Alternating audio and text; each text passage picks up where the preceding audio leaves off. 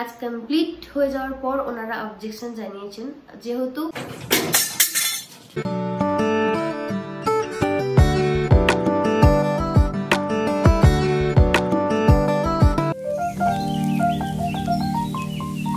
অশান্তি বা ঝগড়াঝাটি এই কথাটার সাথে কিন্তু বেশিরভাগ মানুষই আমরা পরিচিত। কেউ কখনোই চায় না যে অশান্তি বা ঝগড়াঝাটির সাথে যুক্ত হয়ে থাকি, কিন্তু সিচুয়েশন কখনো কখনো এমনই চলে আসে, বাধ্য হতে হয় কোনো কিছু করার জন্য। আমরা নিজেদের মতো করে থাকি, যখন ভালো লাগে না মাঝে মধ্যে একটু কোথাও থেকে ঘুরে আসি বা মাঝে মাঝে একটু শপিং করে নিই, তাহলেই মন ভালো হয়ে যায়। কিন্তু তবুও ফেস করতে হচ্ছে অনেক কিছু। এখন বাজে সকাল 5:30। তো ঘুম থেকে উঠে ফ্রেশ হয়ে আমি আগে চলে এসেছি ঠাকুর ঘরে। সপ্তাহে প্রত্যেকটা দিন তো সময় ওঠে না ঠাকুরের পটগুলো পরিষ্কার করার, তো একটা দিন অন্তত আমি ঠাকুরের পটগুলোকে ভালো করে পরিষ্কার করে নিই। সকালবেলা তাড়াতাড়ি ঘুম থেকে উঠে সব কাজ করাটা এখন এমনই অভ্যাসে পরিণত হয়ে গেছে যে সকাল 11টা বাজলেই আমার মনে হয় যে অনেকটা বেলা হয়ে গেছে। তো 11টার মধ্যেই আমি সমস্ত কাজ কমপ্লিট করে ফেলি, পুজো পর্যন্ত আমার হয়ে যায়। তো ঠাকুর ঘর পরিষ্কার তো আমার হয়ে গেছে, এবার প্রদীপটাকেও একটু মেজে রাখবো, তারপর যাবো নিচে রান্না বসাতে হবে। বাপি আবার একটু পরেই বেরোবে। নিচে এসে আমি আগে ছোলার ডালটাকে সিদ্ধ বসিয়ে দিয়েছি, তো এটা 2টো সিটি পড়লেই হয়ে যাবে। আর করলা ভাজবো, আজকে একটু পেঁয়াজ দিয়ে করলা ভাজা করব, তাই করলা আর পেঁয়াজটা এখন কেটে নিচ্ছি। বাপির জন্য শুধু 2টো রুটিই করব। সন্দীপকে আজকে আর টিফিনে রুটি দেব না, আজকে ভাবছি ওকে একটু ম্যাগি করে দেব, আর আমিও টিফিনে ম্যাগিই খেয়ে নেব। না হলে অন্যদিন যেদিন রুটি করি তো বেশি করে একবারই রুটি করে নিই, আর যা সবজি তরকারি থাকে তো ওটা দিয়েই সকালে ব্রেকফাস্ট হয়ে যায়। আজকে হাতে যেহেতু সময় আছে তাই ভাবলাম যে একটু ম্যাগি করে দিই ওকে। তো ছোলার ডালটা তো আমার 2টো সিটি পড়ে গেছে, এবার এটাকে অফ করে দিলাম। কিছুক্ষণ পর এটা খুলবো, ততক্ষণে মশলাটাকে একটু কষিয়ে নিই। মা তো ভীষণ ভালো রান্না করে, তবে আমি তো মায়ের মতো এত ভালো রান্না করতে পারি না, তবে চেষ্টা করি যতটা পারা যায় আর কি, ততটাই করার চেষ্টা করি। একে একে সব মশলা দিয়ে দিলাম, আর ছোলার ডালের মধ্যে না আমি হিংটা একটু বেশি করে দিই, তো হিঙের গন্ধটা আমার বেশ ভালো লাগে, আর বাড়ির সবাইও বেশ পছন্দ করে। মশলাটা ভালো করে কষিয়ে নিয়েছি, এবার ডালটা এর মধ্যে দিয়ে দিই। এটা আস্তে আস্তে হোক, ততক্ষণে আমি রুটিটাও করে নেব, তারপর চা করব, বাপিকে খেতে দেব। তো এই কাজগুলো এখন আমি আস্তে আস্তে গুছিয়ে নিই।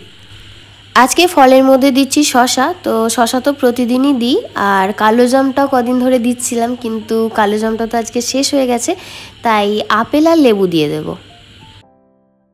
তো বাপি তো বেরিয়ে গেল, নিশ্চিন্ত হলাম, যতক্ষণ না গুছিয়ে টিফিনটা দিতে পারছিলাম না খুব চিন্তা হচ্ছিল।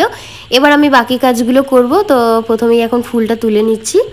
অপরাজিতা গাছটাকে দেখো, আমি নিচের দিকটা একদমই ছেঁটে দিয়েছি, তো তোমাদের আগেই বলেছিলাম যে গাছটা পুরোই তুলে দেবো, কিন্তু ভাবলাম যে সামনেই শ্রাবণ মাস আসছে, একটা অপরাজিতা ফুল পাবো না। তো গত বছর কি হয়েছিল বলো তো, আমি ঠিক এই সময়টাতে মানে শ্রাবণ মাসের আগেই কিন্তু গাছটা পুরোই কেটে দিয়েছিলাম, তারপর একটা অপরাজিতা ফুল তো বাড়ি থেকে পাইনি, কিনে নিয়ে আসতে হয়েছিল। তাই ভাবলাম যে এত চারিয়ে গেছে, বর্ষাকাল তো এখন, বোঝা যাবে না যদি গাছের গোড়ায় কিছু থাকে, সেই কারণে নিচের দিকটা আমি ছেটে দিলাম। আর ওপরে যা ফুল হচ্ছে এখন মোটামুটি আমার পুজো হয়ে যাবে, আর শ্রাবণ মাসেও ভোলেনাথের পুজো হয়ে যাবে। আর এমনিতেও এই টগর গাছটাতে তো আমার ভালোই ফুল হচ্ছে, এর পাশে মিনি টগর আছে, বাড়িতে মোটামুটি যা গাছ আছে তো আমার ভালোভাবেই এখন পুজো হয়ে যাচ্ছে।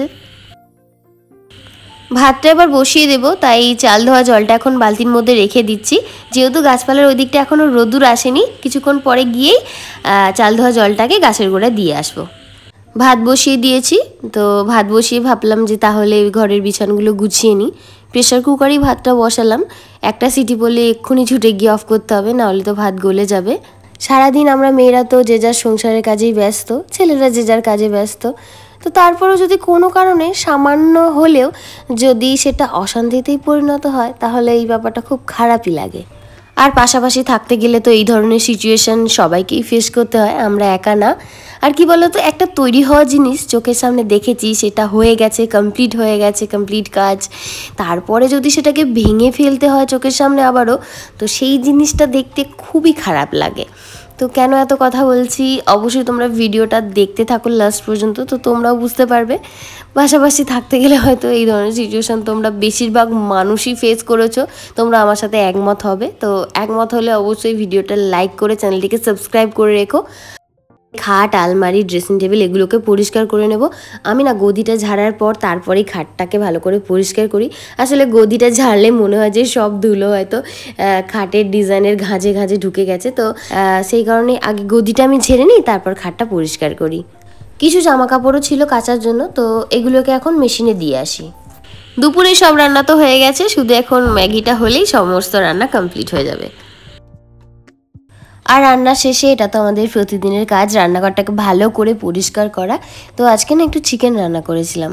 তো শুধু চিকেন রান্না করেছে বলেই না, যেদিন নিরামিষ হয়, সোমবার দিন আমরা নিরামিষ খাই, তো সোমবার দিনটাও না ভালো করে রান্নাঘরটা পরিষ্কার করে নিই। যেহেতু অভ্যাস হয়ে গেছে পরিষ্কার করাটা, তাই প্রত্যেক দিনই রান্নাঘরটা ডিপ ক্লিন করে নিই।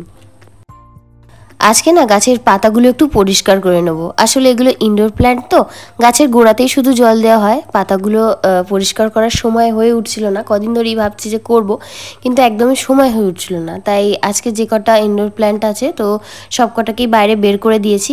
তো দেখো পাতাগুলো না প্রচণ্ড নোংরা হয়েছে, তো আজকে এই পাতাগুলোকে একটা একটা করে পরিষ্কার করব। শুধু তো গাছের গোড়াতেই জল দিলে হবে না, গাছের পাতাতেও জলের প্রয়োজন আছে। তো সেদিনকে বৃষ্টি হচ্ছিল, আমি গাছগুলো সব বাইরে বার করে দিয়েছিলাম, তো তারপরেই বৃষ্টি থেমে গেল।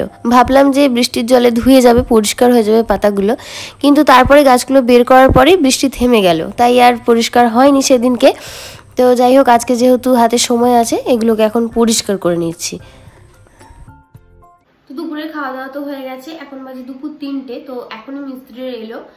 আর আজকে প্রথম থেকে যে বিষয়টা তোমাদেরকে বলছি, সেটার কারণ হচ্ছে যে আমাদের ছাদের সেটের কাজ তো আজ থেকে হচ্ছে না। তো তোমরা জানোই কাজ হচ্ছে অনেক দিন থেকেই। তো পাশের বাড়ির লোকের অবজেকশন জানিয়েছে আমাদের কাজ কমপ্লিট হয়ে যাওয়ার পর।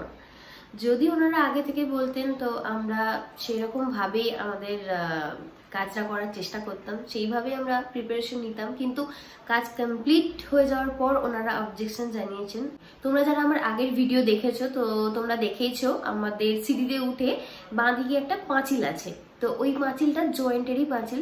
আগেকার দিনে কি হতো বলতো, ঘরের একটা করে দেওয়াল, যেহেতু জয়েন্টে জয়েন্টে পাশাপাশি এক লাইনে সমস্ত বাড়ি হতো, তাই একটা করেই দেওয়াল থাকতো, একটা করেই পাঁচিল থাকতো, এইরকমই হতো আগেকার দিনে। তো যেহেতু পাশের বাড়ির লোকের অবজেকশন, ওনারা বলতে চাইছেন যে যেহেতু আমাদের সেটটা না মিডিলে করা হয়েছে, পাঁচিলের মিডিলে করা হয়েছে, যেহেতু জয়েন্টে সবকিছু, তাই পাঁচিলের মিডিলে করা হয়েছে। তো ওনারা বলতে চাইছেন যে বৃষ্টির জল নাকি ওনাদের পাঁচিলের ওপর পড়বে, তো পড়ে ঘর নষ্ট হয়ে যাবে, এরকম কিছু কথা বলেন। তো সেই কারণে সন্দীপ বললো যে ঠিক আছে, যেহেতু অবজেকশন জানিয়েছে, আমাদের তো কিছু করার নেই, যেহেতু কাজ কমপ্লিট হয়ে গেছে, তাই ডিজাইনটা কেটে দেব। ওইদিকে যে ডিজাইনটা করা হয়েছে ওই ডিজাইনটা কেটে দেব, কেটে দিয়ে আমরা পাইপ লাগিয়ে দেব। তাহলে ডিজাইন থেকেও যে টপ টপ করে জলটা পড়বে ওটাও পড়বে না, একটা সমস্যার সমাধান করা যাবে।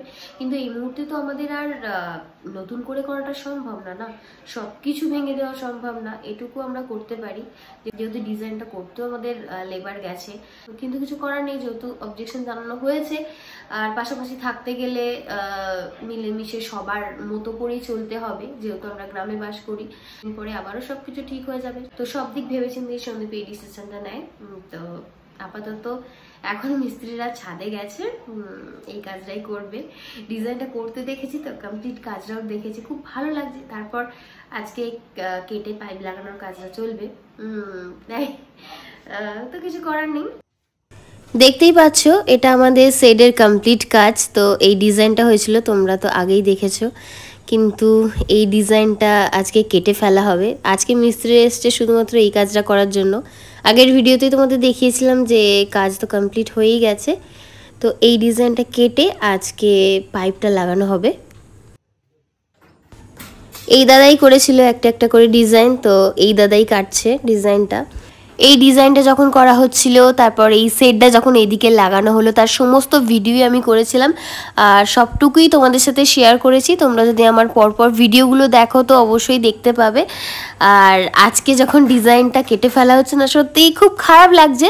তো সন্দীপ বলছিল যে এরকম ফলস নাকি কিনতে পাওয়া যায়, পাইপটা লাগানোর পর আমরা আমাদের দিক দিয়ে ফলস ডিজাইন লাগিয়ে দেবো। কিন্তু আমি বললাম দেখো আমরা দেখে এসেছি তো বলে অতটা খারাপ লাগছে, প্রথম থেকে দেখেছি যেহেতু, আবার পাইপটা লাগিয়ে দেওয়ার পর হয়তো খুব একটা খারাপ দেখতে লাগবে না, তাই দেখি পাইপটা লাগানোর পর কেমন দেখতে লাগে। কিন্তু আবার যদি ডিজাইন কিনতে যাই, ডিজাইন যদি না ম্যাচ করে তাহলে সেটা আবার খুব খারাপ দেখতে লাগবে। তাই দেখা যাক পাইপ লাগানোর পর কীরকম দেখতে লাগে। মনে তো হচ্ছে না যে খুব একটা খারাপ দেখতে লাগবে। আর পাশাপাশি থাকতে গেলে তো অ্যাডজাস্টমেন্টটা অনেক বেশি গুরুত্বপূর্ণ, সেটা প্রথম থেকেই। আজকের ভিডিওটা এখানেই শেষ করছি। দেখা হচ্ছে খুব তাড়াতাড়ি আরও একটি নতুন ব্লগে।